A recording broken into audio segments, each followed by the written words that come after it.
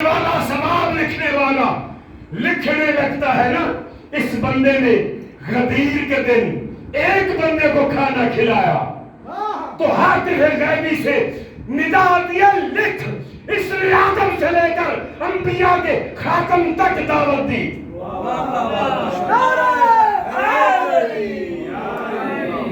ایک بندے کو نہیں، ایک بندے کو نہیں، جس نے ایک بندے کو کھانا کھلایا اس کی نامہ اعمال میں لکھو اس نے آدم سے لے کے خاتم تک انبیاء کی دعوت کی. یہ اس کے نامہ اعمال میں. غدیر کیا ہے؟ غدیر کوئی معمولی چیز ہے؟ انبیاء کی دعوت کی. پھر اور فضیلت سنے، جب غدیر کے دن نیا لباس سے تن کر کے خوشبو لگا کے باہر نکلتے ہیں، کسی مومن سے خوش ہو کے بغل گیر ہوتے ہیں، کہتے ہیں وقت کے زمانے کا امام اس وقت تک اس بندے کو مرنے نہیں دے گا جب تک اسے گلے سے نہ لگا.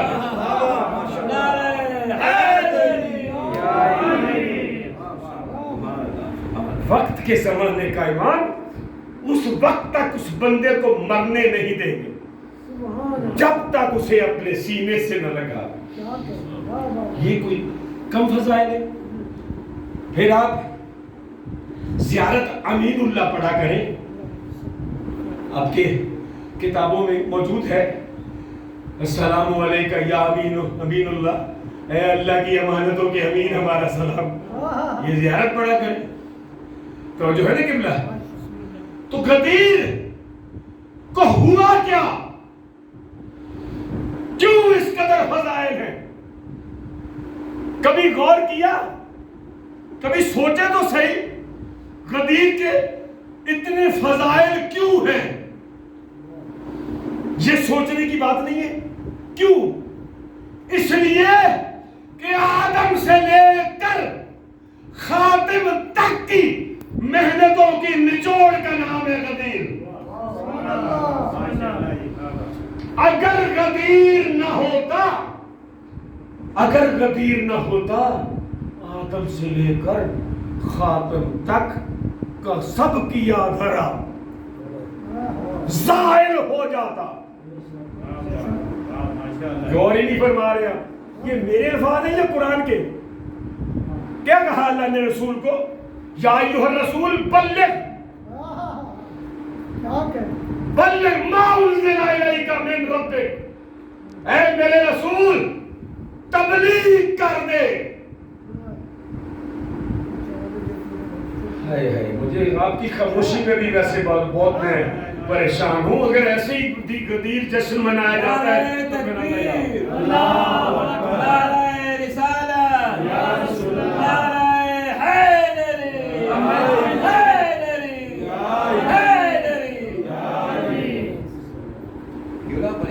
اب میں کہہ کے تو کہہ نہیں سکتا کون سبحان اللہ. زبردستی والی سبحان اللہ کیا ہے؟ سبحان اللہ وہ جو دل سے نکلے، دل سے جو بات نکلتی ہے اثر رکھتی ہے. پر نہیں طاقت پرواز مگر آپ کی باتیں غور سے سن رہے ہیں. نہیں، اتنا غور سے بھی نہیں سننا چاہیے جتنا غدیر پہ غور سے سنیں گے. وہ بھی 1,30,000 صحابہ تھے، غور سے سن کے بھی. جب علی کی امامت اور خلافت کی باری آئی تو کمرے میں جا کے اور خلیفہ بنا لیا. وہ کتنا خاموشی اور توجہ سے سن رہے تھے. یا ایھا الرسول بلغ. اس کا بلغ کا مزہ لے ذرا. بلغ کا مزہ لینا ہے؟ بلغ کا مزہ میں آپ کو ایک پورے دلیل کے ساتھ، چیلنج کے ساتھ ایک جملہ کہنے لگا ہوں. اکثر ہم مجلس پڑھنے جاتے ہیں نا، چٹیں آ جاتی ہیں، قبلہ کوئی تبلیغی مجلس پڑھیا کرو، قبلہ کوئی تبلیغ بھی کریا کرو، قبلہ کوئی تبلیغ. بھئی پورے قرآن میں لفظ تبلیغ علی کی ولایت کے علاوہ کہیں نہیں آیا. पूरे कुरान में बल्ले का सीगा है कहीं? बल्ले सलात, नमाज की तबलीग कर, बल्ले सौ, रोजे की तबलीग कर, बल्ले हज, बल्ले ज़कात, कहीं दिखा दो पूरे कुरान में। जहां भी पूरे कुरान में बल्ले का सीगा, तो जो है भाई, बल्ले किसको कहते हैं? तबलीग करने को।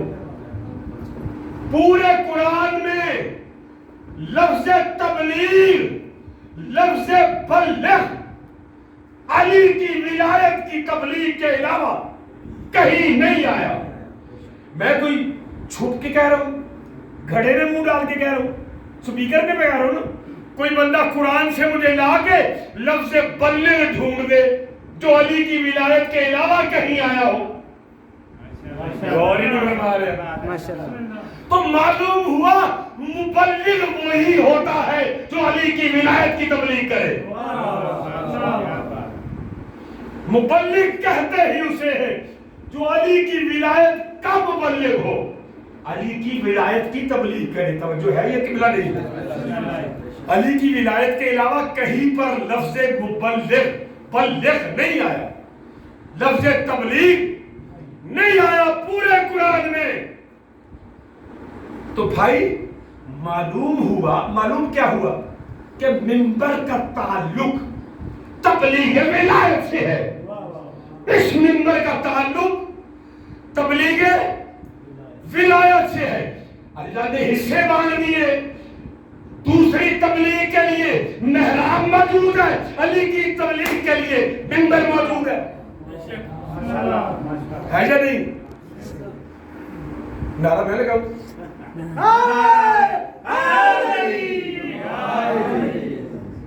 जो नहीं फरमा रहे आज। मुबल्लिग ऐलान करो, तबलीग करो। क्या? जो कुछ आप पर नाजिल किया जा चुका है।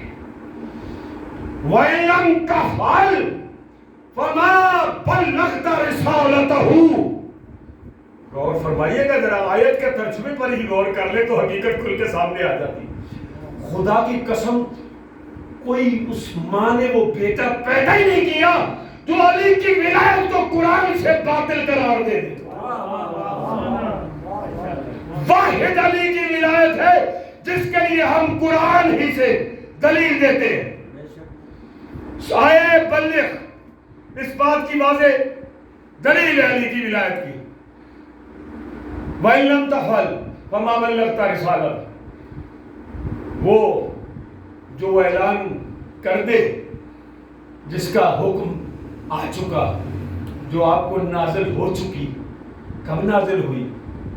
खुदा की कसम, आइम्मा मासूमीन की कुतुब में मौजूद है कि जब मेराज पे जाते थे ना तो 90,000 कलिमात अल्लाह अपने रसूल को बयान करता था, अल्लाह अपने रसूल को सुनाता था और हर जुमले के आखिर में कहता था अली की विलायत याद रखना,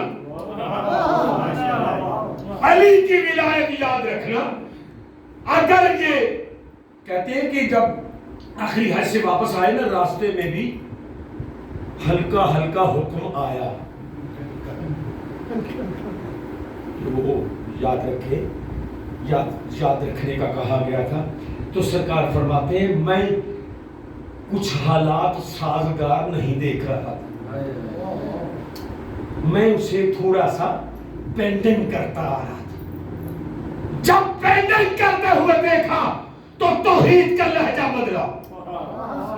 वही मुदस्सिर मुज़म्मिल यासीन कहने वाला कहता या अय्युहा रसूल बल्लिग। अब यासीन सैयद और सरदार नहीं, अब डायरेक्ट ओहदे से खिताब किया।